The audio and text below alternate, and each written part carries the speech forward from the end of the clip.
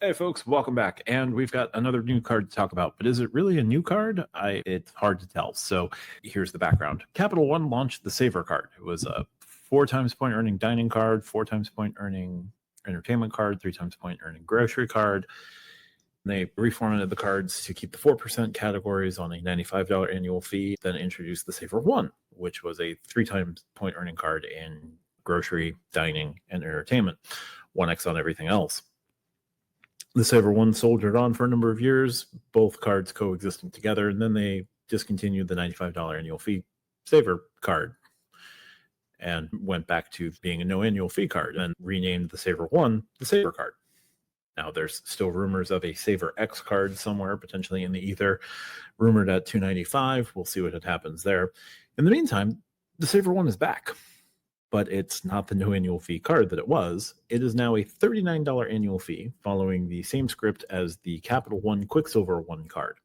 This is cards aimed at subprime lenders who have fair credit at best. They pay a $39 annual fee. They're still entitled to the same 3% earnings on dining, grocery, and entertainment, but at $39 a year, you do have to spend quite a bit of money just to break even. So there's that. But we're going to bring up the SavorOne rewards card as it's presented on the Capital One website.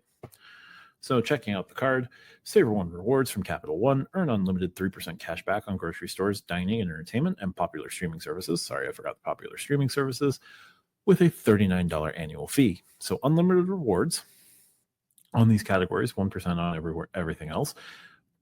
Non-variable 29.74% APR, painful. $39 annual fee, not great.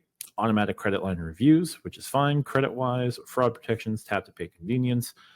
Enjoy these benefits with SavorOne. You can redeem with PayPal.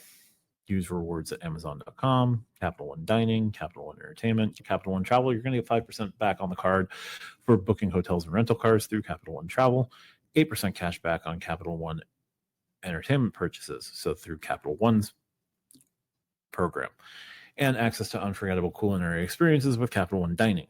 Except for paying $39 in annual fees for this particular card, you may want to not necessarily do that. So maximize your cash back depending on what your monthly spend is. $200 a monthly spend on grocery stores and dining, $100 on entertainment and popular streaming services, and say $200 on everything else. You're going to earn $132 per year on the SavorOne. But remember, that is, yes, $132, but you're paying a $39 annual fee. So you're not making $132. Whereas the no annual fee version of the card would net you that full $132.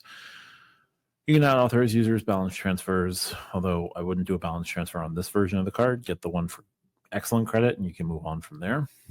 Benefits, the only benefit I'm looking for, just to make sure, is that you get no foreign transaction fees. Don't see it there immediately, but that doesn't mean that you don't get it here. Capital One Travel, Capital One Shopping, Tap to Pay Convenience, ATM locations. Yep, no foreign transaction fees. So all other Capital One cards, it is no foreign transaction fee. So that's cool.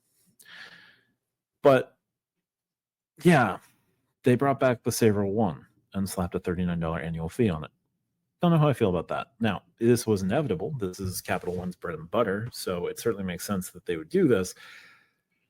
But yeah, it's not ideal. Capital One has always been served and well served by subprime lenders, subprime borrowers. They are a subprime lender primarily.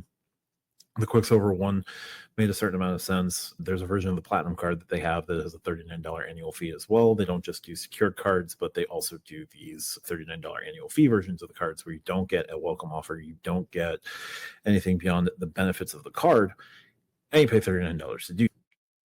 How do I feel about this? It's not great, honestly. I would much rather see them bring out SaverX and start to move away from the subprime market. Now, I'm certain this car was in development before the Discover deal was completed. I don't know that bringing this card out now was a good idea after the deal was completed. Like, you could develop the card, you could bring the card far enough along, and then you get to decision day and decide not to do it. But that would be leaving money on the table. And if we're not going to leave money on the table, the banks and Capital One specifically is not going to leave any money on the table. So it makes sense why they would launch it Hopefully this is a short-term thing, and in the next couple of years, you're going to see Capital One move away from these subprime cards. But time will tell. You'll probably see that after they fully implement, like, switching all of their cards over to the Discover network. So it's probably going to be at least a decade, which isn't great, but is what it is. SavorOne is back. It's a $39 annual fee for those with fair credit, subprime card. If you have someone with not great credit and you want them to at least experience what it's like earning rewards, putting themselves back on the right path, I guess you could do worse, but this is a card to get, bang out time needed to upgrade their credit score and get off this card as soon as possible. That's just my opinion. Anyway, this card is back.